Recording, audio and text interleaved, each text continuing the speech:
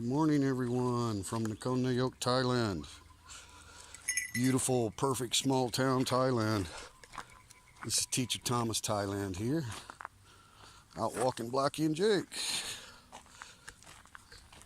Wanted to let everyone know that I really appreciate the subscribers. I'm just a small channel, but hopefully my content is going to be what helps other people and grows the channel, so even more people can actually get true experience from an American who's lived in Thailand for 4 years now and is an English second language teacher and has a lot of hands-on experience with various levels of education system in Thailand and doesn't misrepresent the true story, not the rare minority cases where, you know, you can actually throw legitimate negativity against English second language teachers in Thailand. Because I'm going to give a rant warning on this video about what I tag as so-called expert, or plural, so-called experts, because there's so many of those that like to comment with law and facts, and then when they're proven to be wrong, they just kind of say, well, no, Teacher Thomas Thailand, you're wrong. You don't know what you're talking about. So I'm not giving my opinion.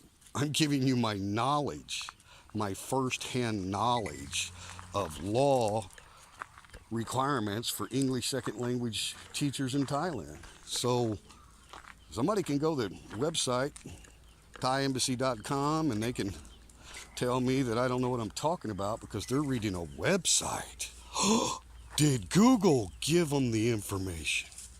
Maybe that's their expert source, was a Google search, and they found out that Teacher Thomas is lying and insane because he's trying to tell people that you can legally teach in Thailand as a native English speaker, but he's lying about the requirements to be legal, and you're going to get deported if you listen to him. Sorry for the rant, guys, but seriously, come on, man. To quote a famous hippie, come on, man. All right, so I would try to provide serious people who are seriously considering retirement or expat life in Thailand. I would advise those people to break Thai law while I'm working for the Thai government. I'm not quoting this is what Teacher Thomas Thailand says is the law. No, I'm quoting what the Labor Department is currently doing on issuance of work permits. I'm quoting direct first-hand experience from 2 teachers that I know that do not have bachelor's degrees, and they have TEFL certification, and they are employed legally in Thailand as teachers and have been for some 9 years. So I guess when the Labor Department's been issuing all these illegal work permits, isn't that weird? The work permit allows you to work legally, but you're still illegal because, according to the so-called experts, the Labor Department itself is violating the law when they issue the work permit that allows the native English foreign teacher to legally work as a teacher. So it's getting a little difficult for me to follow these so-called experts, but does that make any sense to you? So they've read some website or something, they won't quote any source, but according to them, if you're a native English speaker and you come to Thailand and you don't have a bachelor's degree, the only way you will be employed as an English second language teacher is if it's illegal. You have to fly under the radar. because you're violating Thai law. Okay, so if I was giving my opinion and saying, well, I disagree because I read so-and-so in another website, or I read comments on thailegal.com, and the comment guy said, you know, you don't have a bachelor's degree, man. You're going to be deported and blacklisted and maybe even go to jail. Let's just scare the crap out of everyone that might even consider teaching in Thailand if they don't have a bachelor's degree. Yeah, let's do that. But when I quote my source as actual 9 years of experience in the labor departments, real time, every year, because you renew your work permit every year, you provide the same documents, the same applications. So the labor department has been continuously violating Thai law by issuing work permits to native English teachers who do not have a bachelor's degree. So again, when you hear me talk, I don't want you to think, well, TTT is talking about his opinion and he's disagreeing with, XYZ on the comments. That's not what's going on here, folks. Okay, this is not secondhand or opinion or living in the United States and I know more than the guy that's been in Thailand teaching for 4 years. Yeah, I live over here. I've never actually been a teacher in Thailand, but you know what? From what I've read, you could go to jail. You're certainly going to be deported. Who would want to take a job if they're working under the radar? Have to be scared of the police knocking on your door every night. Guys, it's absurd. And I'm putting an end to it as far as facts that I know, experience that I know with different, not the same teacher, 2 different teachers that have continuously been working legal for 9 years in Thailand as an American. They're both American, native English teacher for the Royal Thai military. Wow. Ain't that weird? Now, if I have that firsthand knowledge that the local labor department has been issuing their work permits based on the requirements set out by the foreign language department of the school, because the labor department has discretion, and a lot of people don't understand that they read the Thai law. Well, it's cut and dry. It says right here, man. Says right here, must have a bachelor's degree to process work permit. That's what it says. TTT is going to get people in trouble. People are going to be deported from Thailand for teaching English. Okay, guys. Right. I mean, if that's your argument, that that's really what the law says, and you've read the law, so therefore I must be wrong. Okay, so for those people, if you don't have that opinion that Teacher Thomas is just absolutely wrong and that he's trying to get people in trouble, if you don't share that opinion, then this is not for you, okay? Don't even listen to this part. But for those people that think that I am going to publicly, with my name, face, retina scan, or anything somebody wanted to look at on my YouTube channel, I'm going to publicly give information that I know to be incorrect to make sure that, when someone comes to Thailand, they can go to jail or get deported. That's really what I'm trying to do publicly with my name on it. I mean, it's just, the whole conversation is absurd, and I'm just tired of so-called experts, right? Because here's one question I have for you, right? You're the expert, right? You know Thai law. I'm going to ask you one simple question, and I'm going to pause and let you think about it, okay? Do you know what all Thai law, regardless of the statute or the code, the provision, section B, right? It doesn't matter which one you're talking about, has a disclaimer after that law? Okay, I'm going to repeat it. Do you know that Thai law has disclaimers after those laws? And if you do know that, can you please tell me what that is called? What does that disclaimer say at the end of your Thai law that you're reading? Okay? What does it say? Good doggies. We're gonna stop and take a break now while the haters try to figure that one out, guys. Okay? So now haters, you go ahead and tune out, right? You go ahead and tune out. You know, the ones that are trying to scare everybody to death that you're going to go to jail if you teach English in Thailand.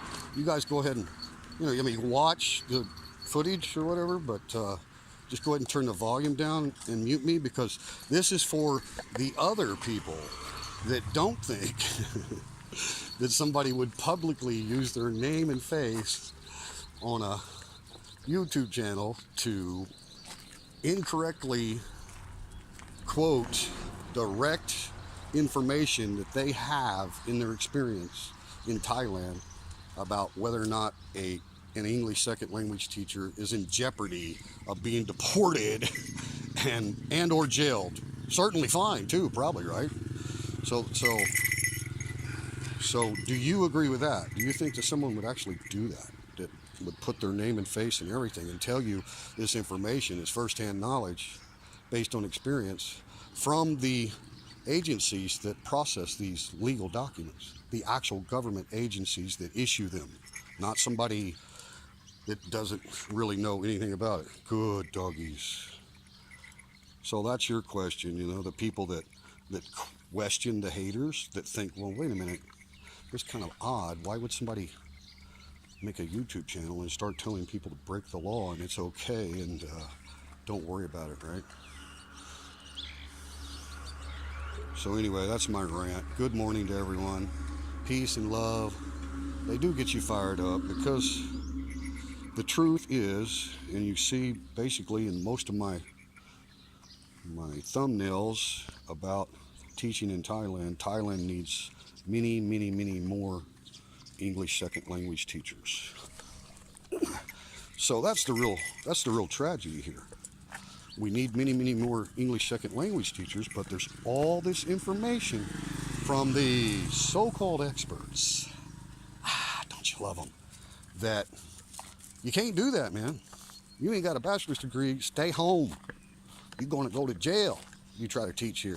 It's illegal. I know it is. If I could quote you the law. All right, so now that those haters are tuned out and not listening to us, I will give you the answer to the question I posed to them. What is the language in the disclaimer after every Thai law? What is it? Have you ever actually spoken to an attorney in Thailand? What is that disclaimer? You could call an attorney and get this information if you'd like. Okay? Well, here's the answer. The disclaimer says, law section blah blah blah, whatever the code is, right after the law is completed, it's assigned a number and category and all that this law is subject to ministerial regulations. End of disclaimer. Now let's just hear the disclaimer.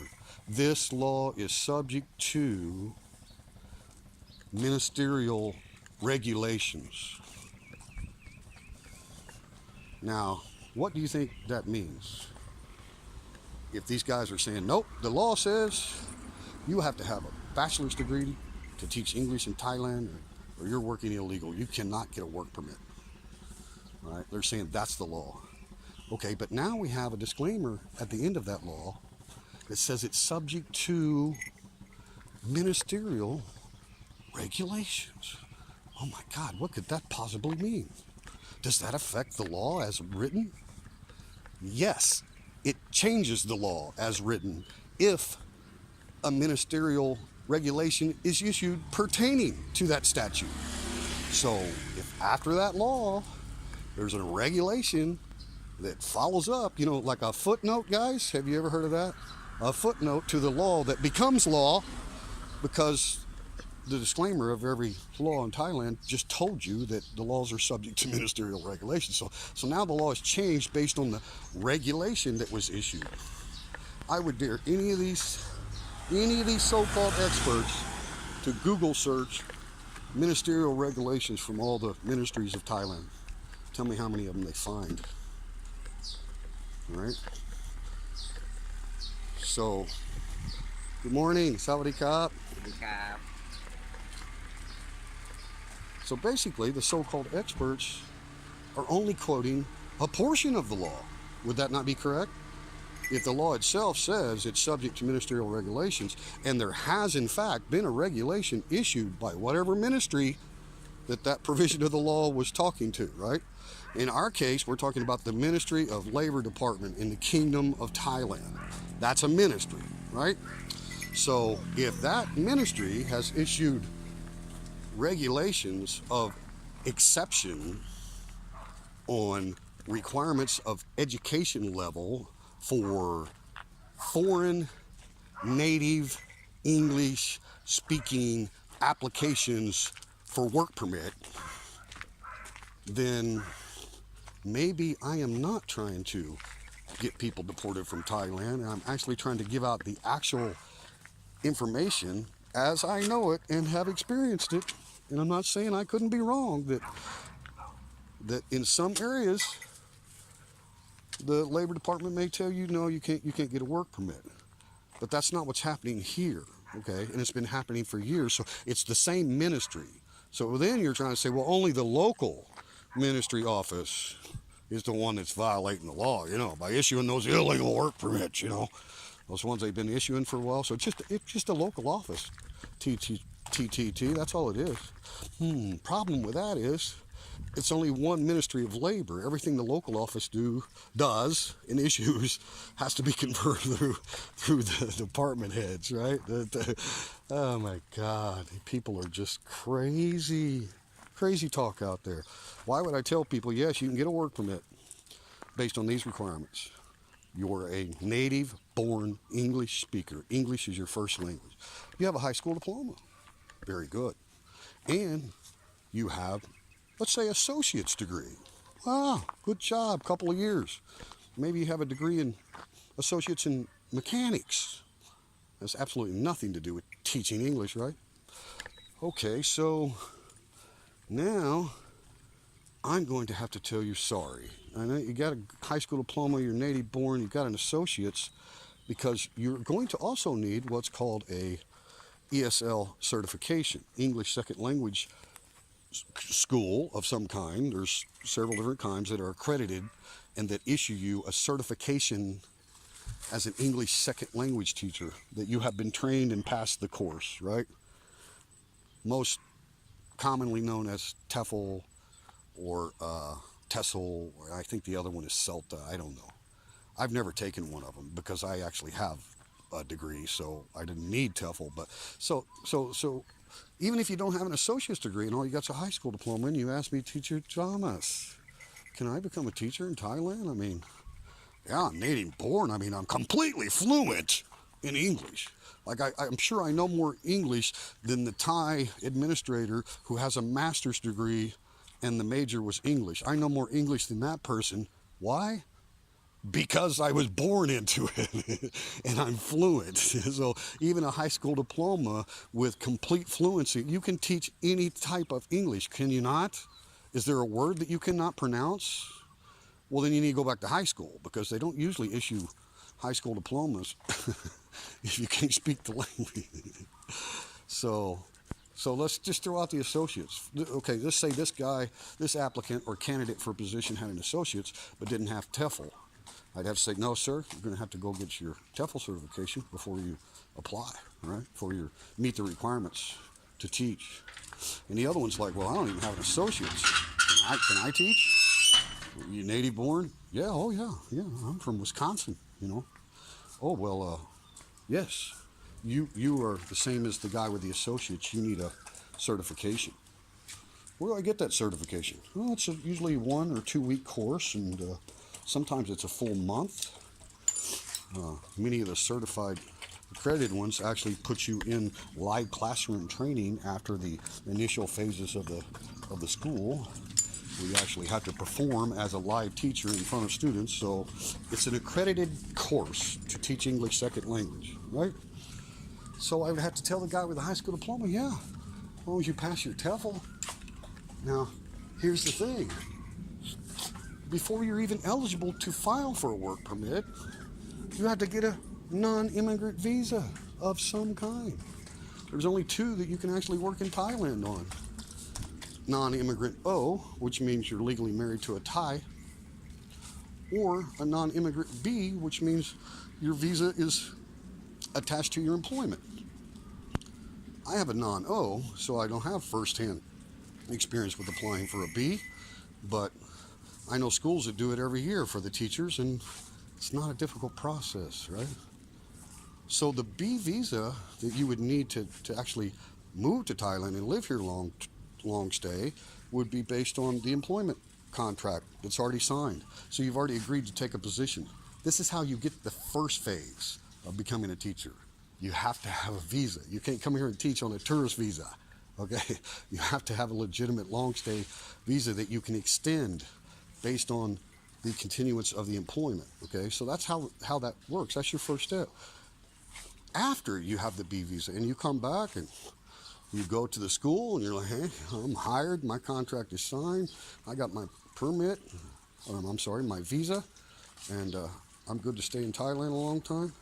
Now, all I need to do is file for my work permit. The administrative clerk of the foreign language department files the paperwork for you.